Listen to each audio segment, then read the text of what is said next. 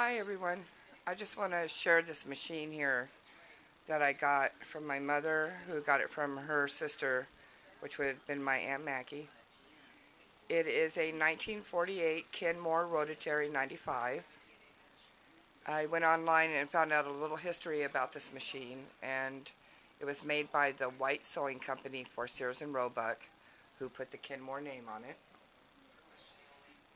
There was one or two models that were made in that year, and I found out that the sewing machine factories, most of them were shut down during World War II, and only White Sewing Machine Company and a few others were allowed to produce because all the metals and everything needed for the war. So I'm not sure how many of them were made. I can't find very many of them on the internet.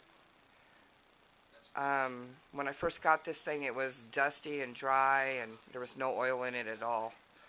The casing out here, this is cast iron.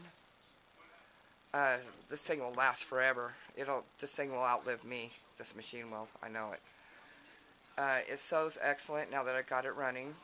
When I first got it, before I even plugged it in, I took it all apart. It comes apart in many parts. This front part right here comes off. The whole machine lifts up, and you can oil underneath of it. The only thing I couldn't get off was this end part at first. So I got all the other parts oiled, and I put it back together, and I plugged it in, and it ran, but it made a really weird noise up here in this casing, and I kind of got disappointed, so I put it away for the night. Next day I got it out, plugged it in, ran it, and that noise disappeared, so I'm pretty sure it was oil needed somewhere that I had put.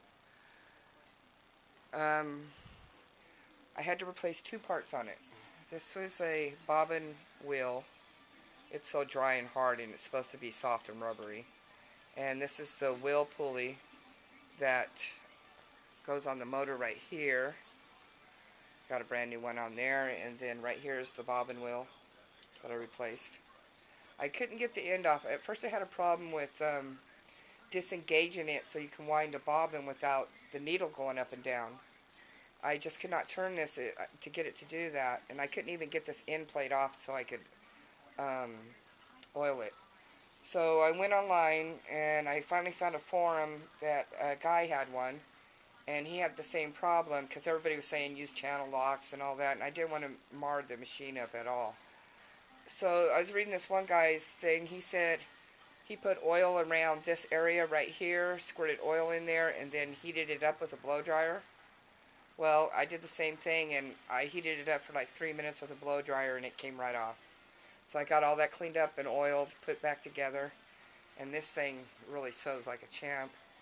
I love this machine. I've already made two ruffled pillows. I made a doll quilt, a doll pillow, and a doll dress. It only has one stitch, and that's a straight stitch. And you got 6 different lengths of stitches right here. This little thing moves up and down. And then here you got your tension. And it says to leave it around between 2 and 3. I looked for a book on this machine, and yeah, everybody had one, but they wanted to charge $5 and $10 for it. Even Sears did. So I just kept looking, and I finally found a page where this guy had one, and he offered the book for free, so I downloaded it.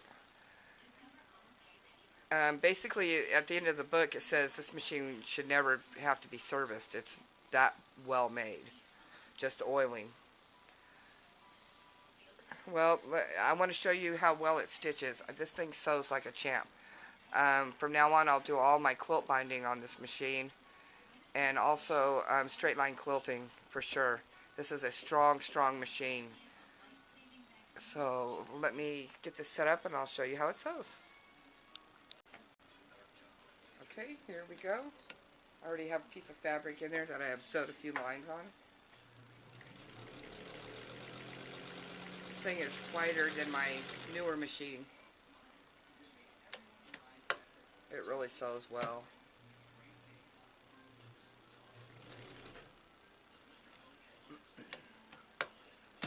It's very strong, has a very strong stitch, very uniform stitch. better than my new one. Cut that off. I want to show you up close the stitching on this thing. Let's see if I can get a better shot. Those stitches are perfect. They are better than my newer machine. So, anyways, I just wanted to show you all this. I love this machine. I'll never get rid of it.